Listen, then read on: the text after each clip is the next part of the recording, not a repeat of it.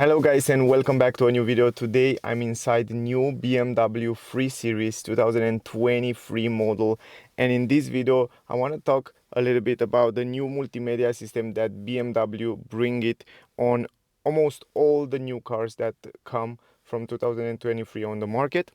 And also I will make a separate video on how to connect your iPhone to this new multimedia system. But first of all, let's start with a review here, and I want to talk a little bit about the visibility. First of all, the visibility is just gorgeous. Finally, BMW make some changes that I really love. For example, I love the fact that we have an electronic handbrake. I love the fact that we have shift-by-wire transmission down here. We don't have a big stick and stuff like that. It's everything clean and nice, and this is the things that I like. Then the second one is the visibility. I mean, from the driver point of view, the visibility, it's very good in the multimedia system. And if you set the seats in perfect position, then you can reach out the screen very easy. You have also, they also keep this controller here in the middle while you're driving. It's much more easier to control it from here, and I love the fact that they still keep this controller here. So great job, BMW. In this way you don't have to reach out there to the screen. First of all, let's start with the cockpit, or actually let's start with the head-up display. But not on all models you will have head-up display, but still I want to show you. So here on this area on the right side, you have the controllers for the cockpit. So from here you can change different views, you can customize in different ways the cockpit. So first of all, what you have to do is just press this button, and then with this arrow, and you can scroll with this wheel here, you can go in different options. But first of all, as I said, head-up display have a few different views. So from here you can change them. Let me zoom in on the head-up display. In my opinion, the head-up display from BMW, it's one of the best on the market today. It's directly on the windscreen. It has a great resolution and great contrast, and it looks really cool. And every time you change the different driving modes, so let me show you, for example, here, let me show you guys. Let's go here in sport mode, for example, and let me show you, let me activate it. I think wait a second. I have to repress the brake in order to show you. So for example, right now it's in eco mode, but if you go in sport mode or comfort mode, you can see that the colors are changing right there. And this is really interesting and really cool to have these options to see different customizable screens. And this is a big plus for BMW, because they kind of stay behind the other car manufacturers, because they bring this customizable digital screen a little bit later than Audi, later than Mercedes, but they bring it in a right way. So let's go to the digital screen here. It's just perfectly positioned. You have a good visibility there. And once you go here in the menu, you can see right now we are in sport mode, and you can see that they kind of customize it in a red yellow way. And then you can see in the middle whatever you want. You can see the content with the consumption. You can see the route preview, like kind of a navigation. Here we have the navigation, the proper map. You can have it on the screen there, and you can see every time you go in comfort mode, the screen design will change. And right now in eco mode, it's kind of my favorite view. And then you can see also content like G meter, and then you have radio and media, and those are all. I mean, you have a few ways to customize it while you're driving, and when the car is starting, you can see also extra information on the side, left and right. But I will do test drive soon, and then you can see more information about that, and also a proper review with the car next day. So stay close, guys. So in general, very good digital display. Probably you see it in my other videos with other BMWs. It's just gorgeous. I mean, the way they design it here in the interior, they put it on the dash, it's perfect. And I like the fact that it's still the dash, it's relatively low, so you have a good visibility outside, so it doesn't bother you too much. Now let's go to the fun part. This is the screen. I mean, here it's a huge screen. It's really big, and it's a little bit rounded, you know, like a round TV screen. It looks really fancy and really modern.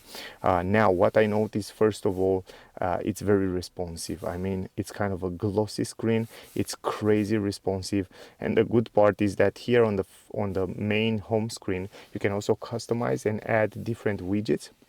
So if you want to add the time, you can add also the time. You can add, depend what you like to have it. You can also customize it, change it how you want it. You have also the weather. Here you have information about the car. So for example, the consumption, but also you can change from here. You can go to vehicle status. You can see if the car have some errors. Adaptive content here. So you can see also the car from every angle. And if you, for example, turn on the blinkers, you can see right there the blinkers are on. And also if you turn on the lights, you can see the lights are on the screen as well. So how cool is that? I really like that. I really like how realistic they designed that, and this is really cool. Anyway, personal assistant, you have voice command and all that stuff. I mean, it's really cool to have the possibility to talk with the car and navigate to different places and talk about a climatic system, turn on, turn off. I'm not a big fan, but it's really cool to have it here on the phone. Then you have the phone here. You can connect your phone. I will show you in a different video how you can do that, how you can connect Android and Apple phone as well. Then let's go to the navigation. One of the best part on this multimedia system is the navigation system, where you have live, it's connected to the internet, and also you have live traffic. You have a lot of information. It's updated in real time, so sometimes they make update through the internet, so this is also a good feature. And it's very responsive and it's very quick. I mean, every time you choose a destination, you just press it and it's just like in no time it's there. And it gives you also different routes guidance, and it gives you different information about the route, and it's super crazy responsive, and it looks really nice. To be honest, I really like it. And also the good part is that you have the map here. Let's don't forget that you have also the map in the middle of the screen. Let me go to the map, and also you have directions there in the middle of the screen, and also you can have it like a satellite map and stuff like that. Anyway, here you have the shortcuts that will stay always on the screen, like media, telephone, and then you have the navigation, of course, that gets you directly to navigation. But if you want to go into the menu a little bit deeper, you have to go here, and then here you have all the apps that comes with the car. If you want to go to infotainment apps, you just press these infotainment apps. If you want to go to vehicle apps, the most important apps of the car, you just press vehicle apps, and here you have all the application that you can set different things in the car. Now here, if you want to go to climatic menu, the climatic menu will always stay down here in this area, so you can change from here the temperature, for example, and you can go in climatic menu, very simple like that. If you want to turn off the climatic system, you just go up here and then it's off. If you want to turn it on, right now click here and it's on. You can synchronize, you can change the heating on the seats, the ventilation speed, the balance, where the air will go and stuff like that. And you can go even deeper, auto air recirculation, fresh air and stuff like that. And then you can go even deeper in settings, and you can choose different options, depend what the car come with. Now going back to the menu here, vehicle apps, here we have the display. If you go to the display, you can adjust the height and information about the head-up display, the instrument cluster. Here you have some settings that you can change, and also you have the controller display, where you have the brightness. Good. Then let's go forward. Doors and windows. Here on the doors and windows you have all the settings of the car, so about the key, how to lock it, when to lock it, approach to lock, the tailgates, the vehicle key, stuff like that. Then you have the driver settings. Those are the most important. You go to chassis, you can customize different driving modes, depend how you want it. Let me go back because the car is trying to save the energy here. Then you have here the steering, comfort, sport, depend what car come with all kind of settings, then you can change it from here in terms of driving modes. And also on the Eco, the same story. You can customize different features here that you can make it more Eco or less Eco when you drive in Eco mode.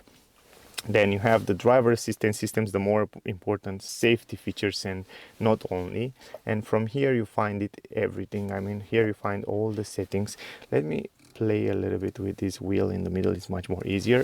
And here you have the front collision warning, the lane departure warning, you have lane changing warning. You can choose from here: late, early, medium, attentive assistant, speed warning, and warning for speed limits. Then you have the parking and maneuvers. Here you have all that settings in terms of parking, and it's very easy and very simple.